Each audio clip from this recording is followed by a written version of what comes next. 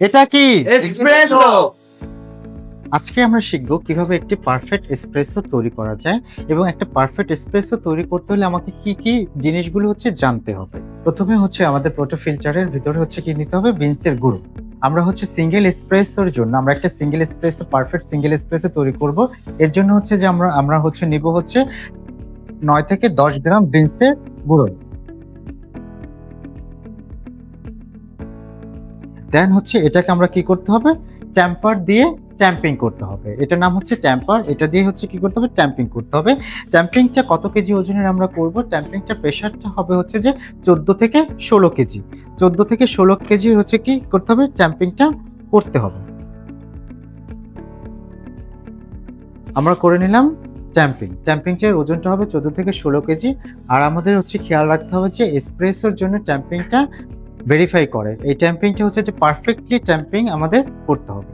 Tamping করার পর আমাদের চলে আসতে হবে এসপ্রেসো মেশিনের কাছে। এসে আমাদের যে আমরা যেটাতে এসপ্রেসো শটটা নিব, ওই শট গ্লাসটা একটু আমরা ক্লিন করে নিলাম, হট ওয়াটার দিয়ে ক্লিন করে নিলাম।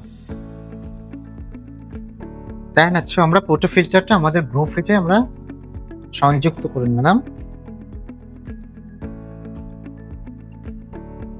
দেন আমরা সুইচ ক্লিক করব। এখন এখানে টাইমটা ভেরিফাই করে যে আমরা এখানে দেখব 6 থেকে 7 সেকেন্ডের মধ্যে এসপ্রেসোটা পড়াটা স্টার্ট করছে কিনা, এবং এটা 25 থেকে 30 সেকেন্ডের মধ্যে 30 ml থেকে 30 ml এসপ্রেসো শটটা পড়তেছে কিনা। এটাই যে একটা পারফেক্ট এসপ্রেসো।